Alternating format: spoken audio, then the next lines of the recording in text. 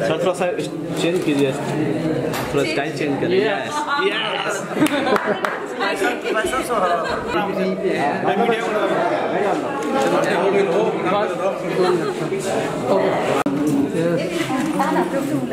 अभी आप कमो कर दिलो, नुकसान होता ना, कैमरा का पैसा लगता, लोकेशन के पैसा लगता, सब जूनियर लोग आए हैं बेचारे, उन लोग का भी पेमेंट। शूटिंग कर रहे हैं और आप मतलब आपका क्या मतलब इसी कैरेक्टर कैसा है आपका? हीरो ही होंगे हम। मतलब क्या मतलब रोल मतलब? अब फिल्म में मैं हूँ तो हीरो ही रहूँगा। हाँ। ये सिनेमा का नाम है सन ऑफ बिहार और हमारे डायरेक्टर साहब, इनके साथ मेरी ये तीसरी मूवी है। तीसरी मूवी। एक हमने हथकड़ी किया था मैं और दिनेश भैया, इंतकाम किया था हम और विराज भट्ट जी।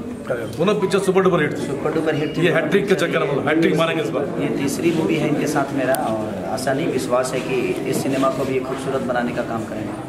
और हमारे प्रोड्यूसर साहब किधर, ये रहे कैप्टन साहब, इनका एक चैनल भी है कैप्टन ऋषि मूवी भोजपुरी की चैनल भी है।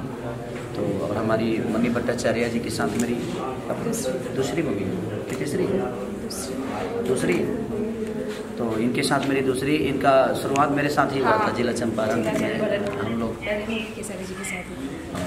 और इसमें एक पहली बार मुझे लगता है भोजपुरी में वकील पहली बार बन रहा है कोई हीरो ना, पहली बार आई थिंक एडवोकेट, हाँ शायद पहली बार, शायद हीरो पहली बार कोई बन रहा है।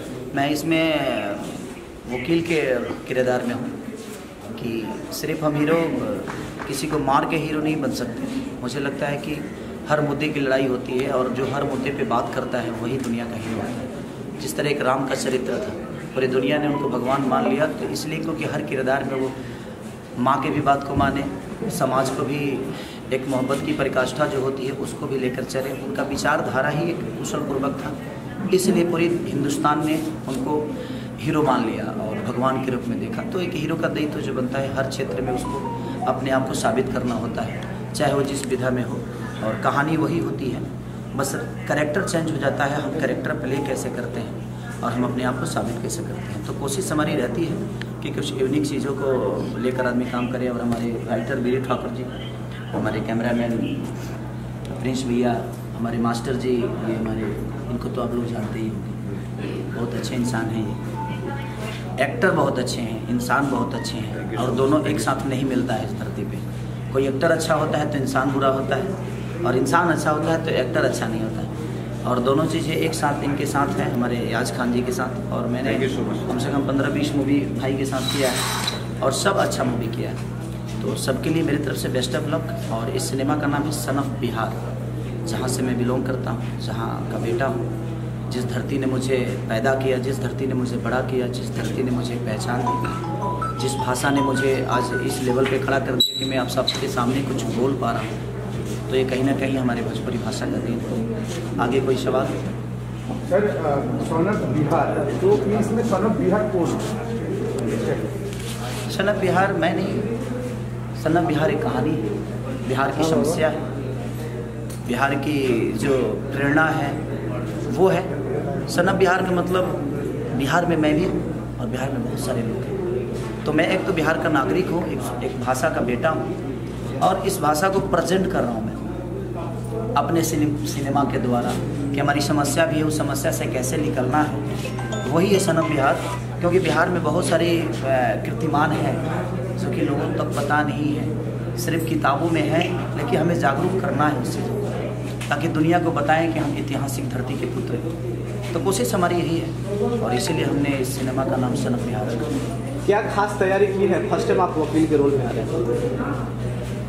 देखिए, कैरेक्टर के लिए तैयारी नहीं करनी पड़ती है, आप अनुभव कर लो, हर चीज़ तैयार हो जाती है। और एक कैरेक्टर जो होता है वो कहीं ना कहीं आप महसूस करते हो। जैसे हम रिलेशन के लिए कुछ तैयारी नहीं करते हैं, वो हमें महसूस करा देता है कि ये मेरी माँ है, ये मेरे पिता है, ये मेरा भाई है, ये मेरे फूफा है, ये मेरे बुआ है।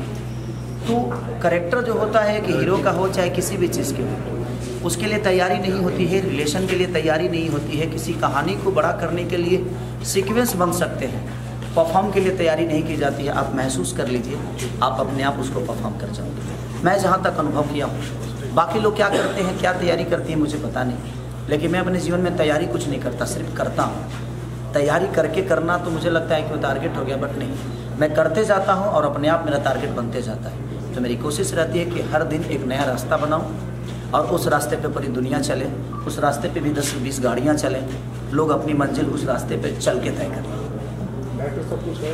चलो जरूर।